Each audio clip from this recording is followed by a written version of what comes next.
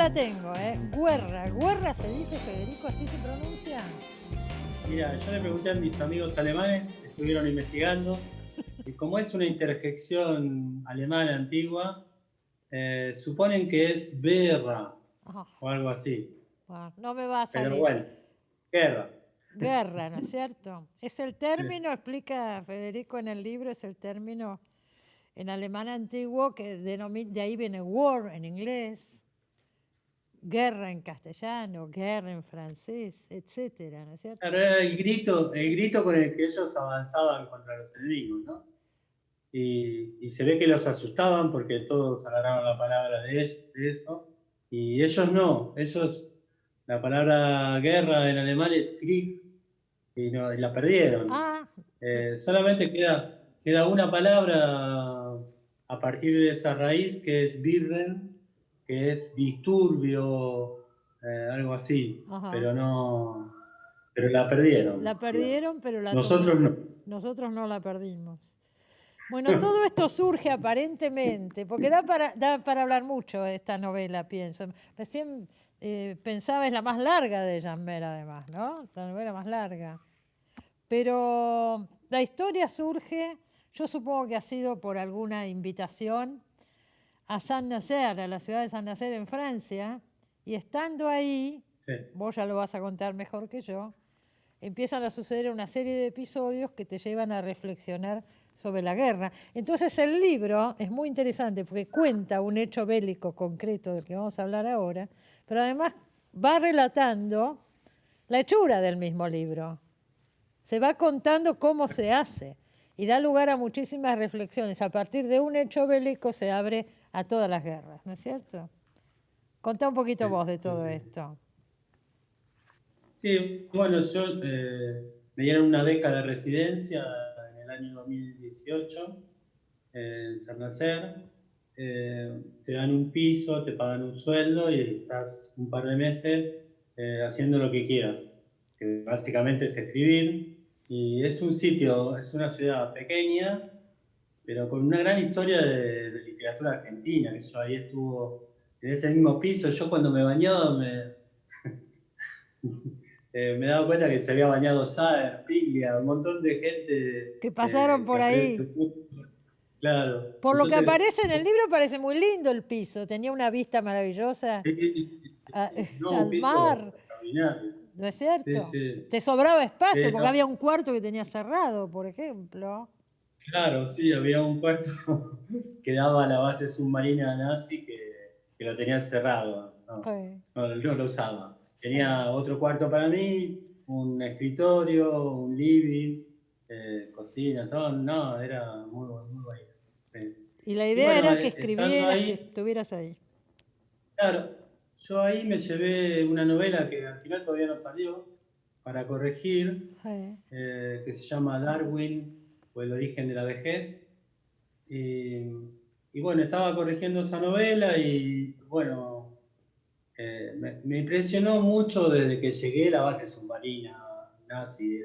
Es tremendo, una cosa de cemento rectangular gigantesco que ocupa el centro de la escena del puerto. Mm. Eh, y bueno, ya me habían contado que cuando terminó la guerra la dinamitaron, la quisieron sacar y no pudieron, no se pudo. Están todavía los restos de ese intento de dinamitación y no la pudieron sacar. Y bueno, y me hice una amiga y entonces una noche fuimos a cenar y me contó que al día siguiente se conmemoraba una batalla que se había dado ahí.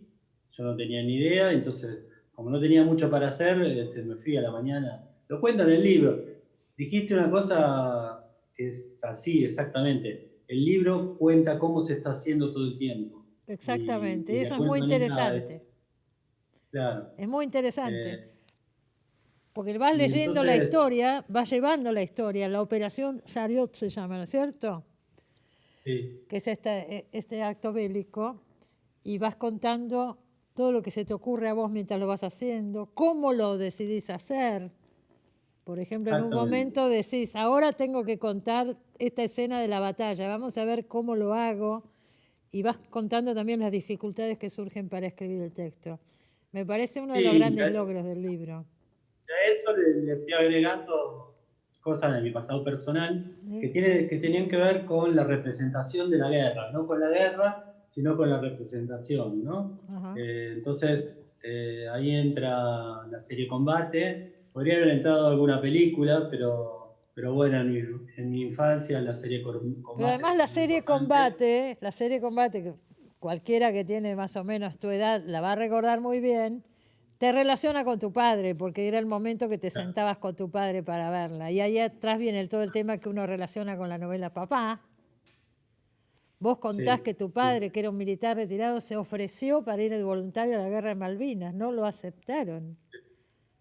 sí, sí, sí. Entonces, Sí, por eso tu me abuelo que sirvió para fabricaba mucho, soldaditos, se dedicaba a claro. eso Que otra, profesionalmente, fabricaba soldaditos. que, sí, sí, sí, que eso es otra de las formas de representación de la guerra, ¿no? Mm, Y como yo quería intentar, no sé, sentarme y pensar el heroísmo, qué hay de machismo en el heroísmo, qué hay de verdadera valentía, qué sé yo, en la investigación yo fui encontrando sitios muy particulares. Uno, el que más me llamó la atención, es un lugar que se llama Registro Sonoro, mm, que es donde los excombatientes británicos dejan charlas contando sus experiencias bélicas.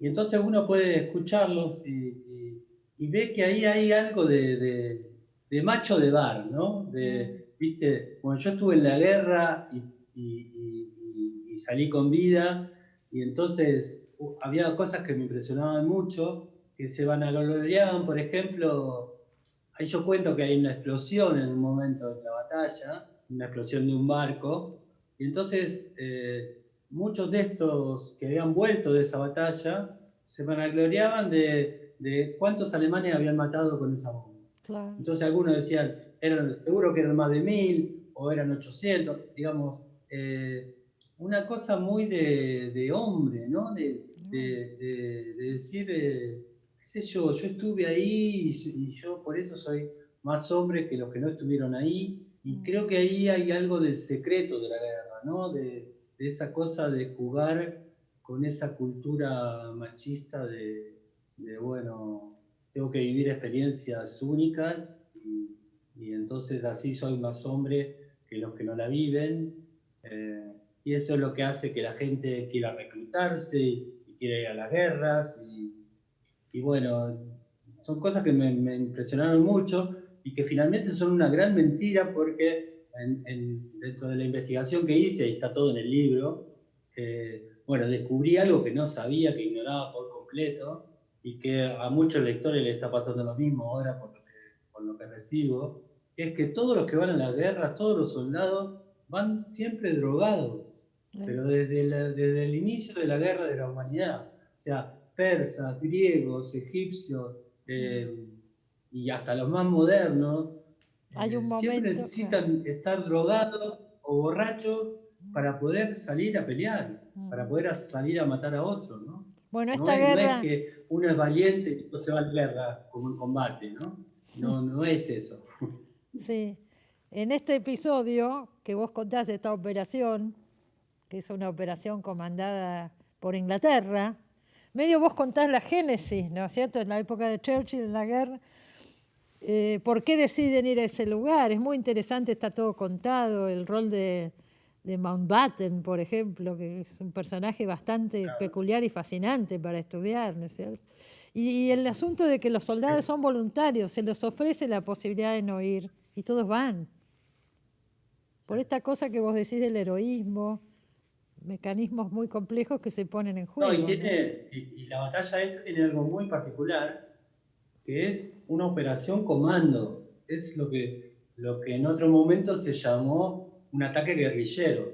Mm, De hecho, los que intervienen en la operación, la inmensa mayoría, no eran soldados regulares, eran comandos, eran mm, gente que no tenía una lógica militar, sí. sino más bien una lógica de loco que le gusta ir a la guerra. Esa sería la definición de estos tipos, ¿no?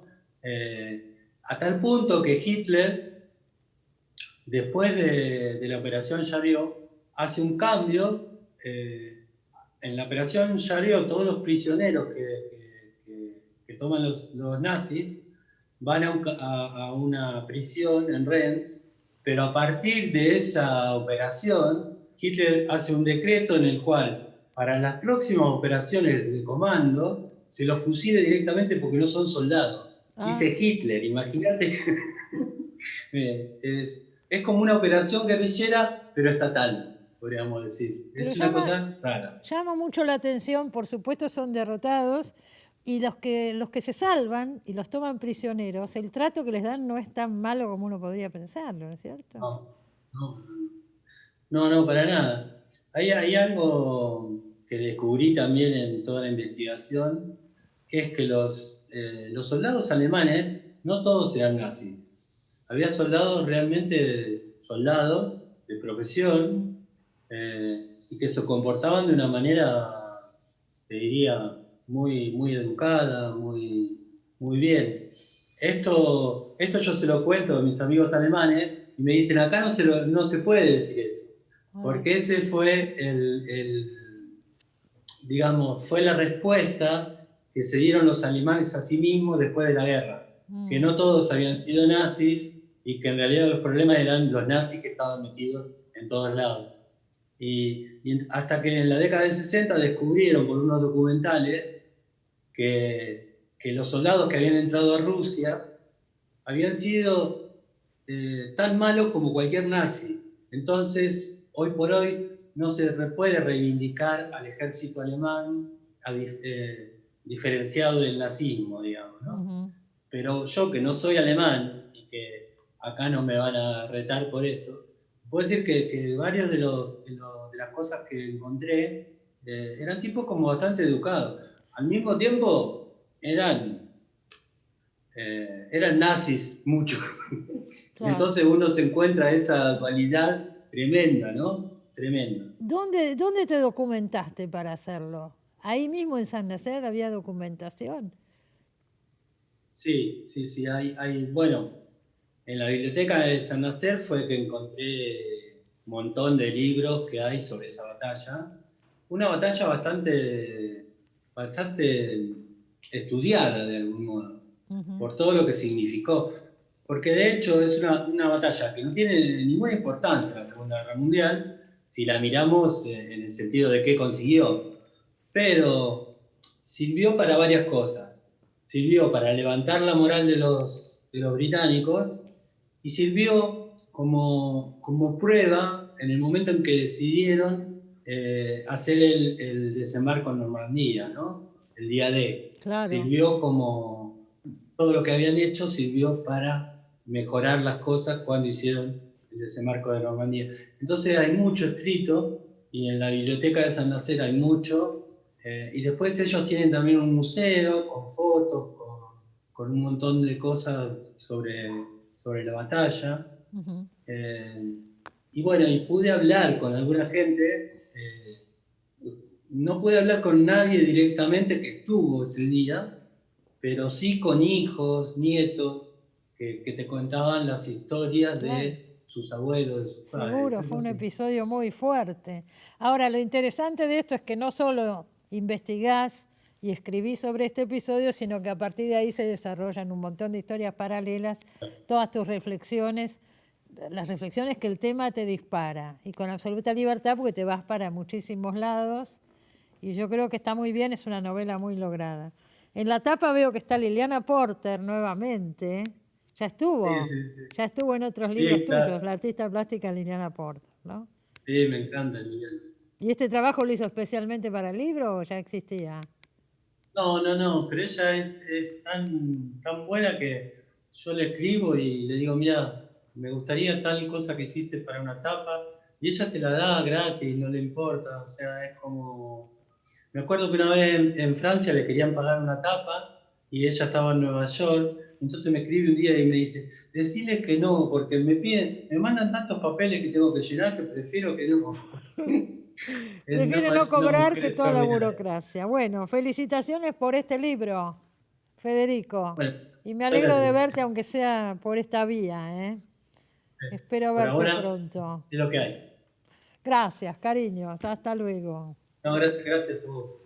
Bueno, señores, eso fue todo por hoy. Nos vemos como siempre el sábado que viene en Los Siete Locos. Muy buena semana para todos. Chao.